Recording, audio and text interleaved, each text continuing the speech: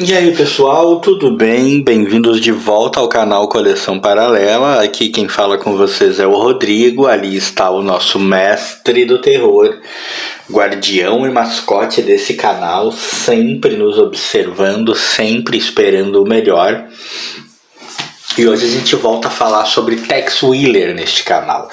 Recentemente apareceu uma HQ do Tex aqui no canal, porque ela veio naquele Surpresas da Gibsfera, um dos quadros que eu mais tenho gostado de fazer. Minha parceria com o Jair. Quem acompanha o canal sabe, compro edições com ele que eu não sei o que vão ser. Eu abro e sempre tenho alguma surpresa. E tive como surpresa daquela vez o Tex especial 50 anos, que veio inclusive com um brinde, com um imã de geladeira. Uma edição da Mitos postada, publicada, não é postada, em 2021. Eu li já a edição, claro, porque Tex acaba sempre tendo uma certa preferência na minha leitura, e decidi comentar a respeito, mas não pelos motivos que a princípio eu imaginarei que eu comentaria. Eu, na verdade, queria falar sobre um certo contraste que tem nessa edição e que eu achei interessante. Vamos mover aqui a nossa câmera, nosso celular, deixar ele numa posição aqui em que ele possa enquadrar o quadrinho. E qual é essa situação, esse contraste que eu quero mostrar? É que é o seguinte: na primeira história, Cavaleiro Solitário, é uma história do Claudio Nisi com desenhos do Joey Kubert. Quem não conhece o Joey Kubert, Quem não conhece o trabalho do cara, a gente sabe muito bem, a maioria das pessoas que lê quadrinho já leu alguma HQ em algum momento que tem o trabalho do cara, ele é perfeitamente conhecido. Mas olha qual a diferença de traços dele para com o desenhista da segunda história. A segunda história que consta nessa edição, que é um cara que é desenhado inclusive por um cara que eu tô mais acostumado a ver no Tex.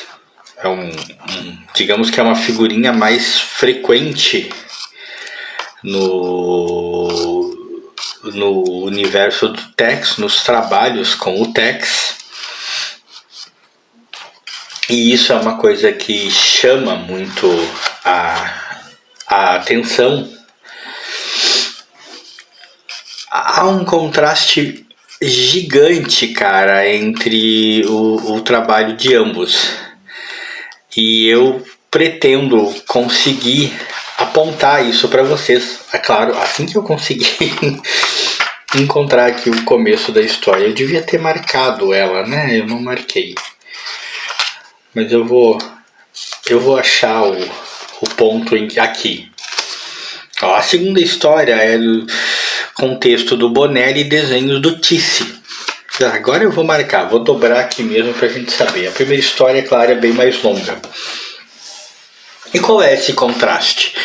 As histórias ambas são boas, são muito boas, são bem típicas do faroeste do Tex, malfeitores, índios. Na primeira história o Tex age sozinho, bem a contento do título, Cavaleiro Solitário. Ele age sozinho, ele está sem os seus parceiros e ele busca a vingança da família, de amigos dele, um casal de amigos que tinha uma filha, que foram brutalmente atacados e mortos por um bando de ladrões. A história se desenvolve até de maneira bastante surpreendente para mim, porque ela acaba se alongando, acaba sendo uma história muito mais longa do que eu imaginei que seria. Parece que a história ganha um fôlego maior do que eu esperaria que uma história dessas ganhasse. Essa foi a impressão que eu fiquei da história.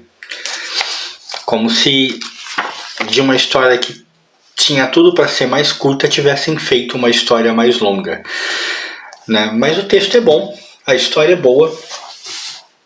Você consegue sentir a dramaticidade dela e se divertir com ela, embora em alguns momentos tenhamos tido um text aqui que me pareceu por vezes extremamente tolo ao cair em algumas situações. Mas isso também pode ser encarado de outra forma, né? Pode ser uma maneira mais humana de ver o text, de ver que ele também é capaz de cometer seus erros. Mas e quanto ao contraste que eu falei? O contraste é o seguinte: a arte do Joey Kubert é uma arte muito mais limpa, né? Aspas no limpa. É neste sentido, se vocês observarem, todos os quadros da história são muito mais limpos, com muito menos contraste entre luz e sombra, entre preto e branco.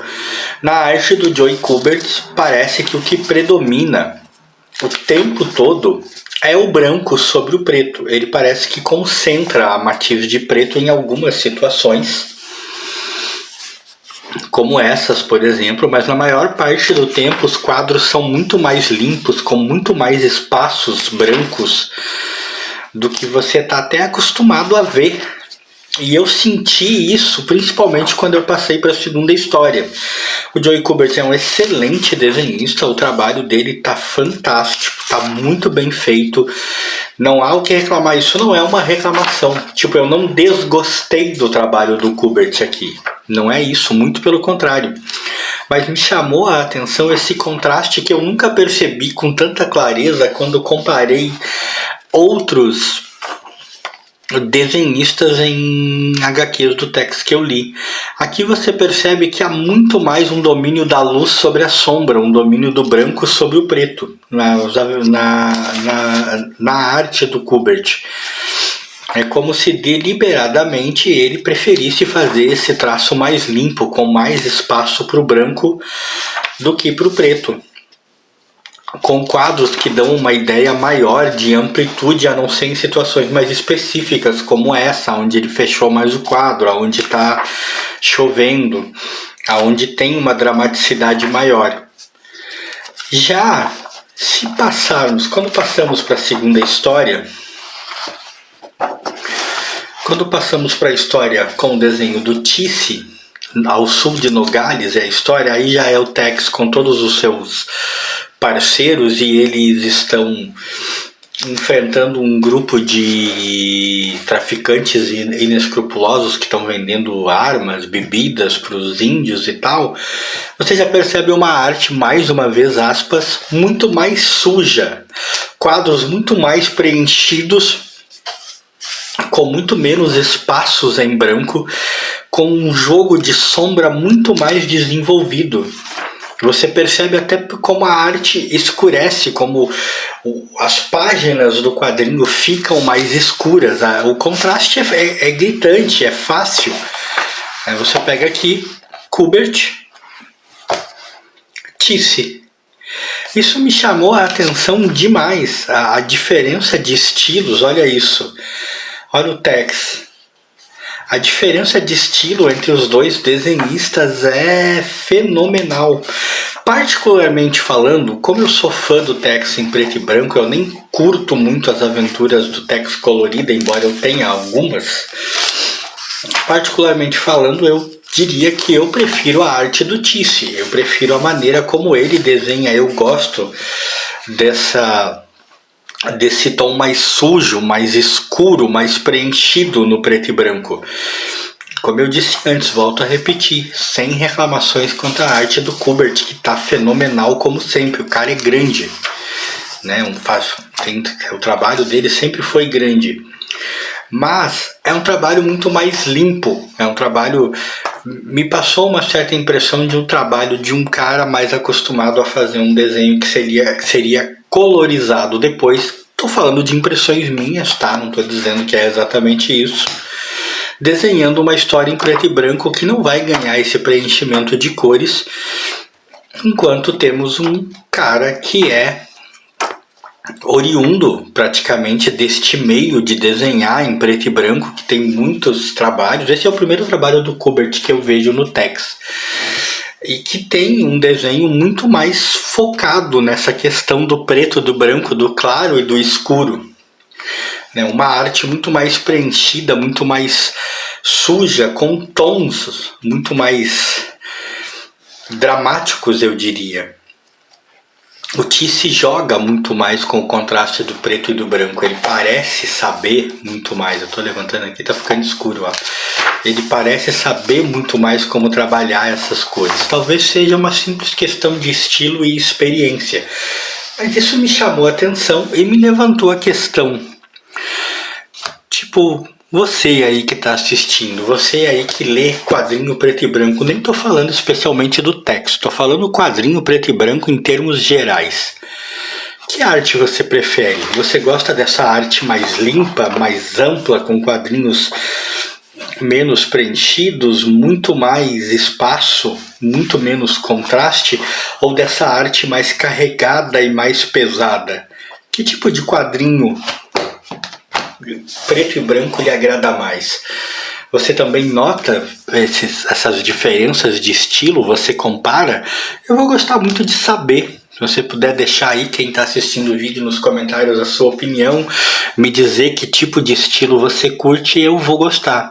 Esse canal também se presta a isso, né? A trocar essas ideias, a saber o que as pessoas gostam, o que elas têm a dizer sobre determinadas questões do mundo da leitura. Não é nem sobre o mundo do colecionismo, é o da leitura mesmo. Esse texto especial 50 anos me trouxe essa questão. Não é, obviamente, a primeira HQ do texto que eu leio que tem duas histórias com dois estilos diferentes. Mas os estilos estão tão contrastantes aqui, é tão diferente a maneira como o Kubert desenha, da maneira como o Ti se desenha, que me saltou aos olhos. Ou talvez eu apenas estivesse mais atento dessa vez. De qualquer maneira, se você gostou desse vídeo, aquele likezinho aí pra mim e pro meu querido mestre do terror. E fomos!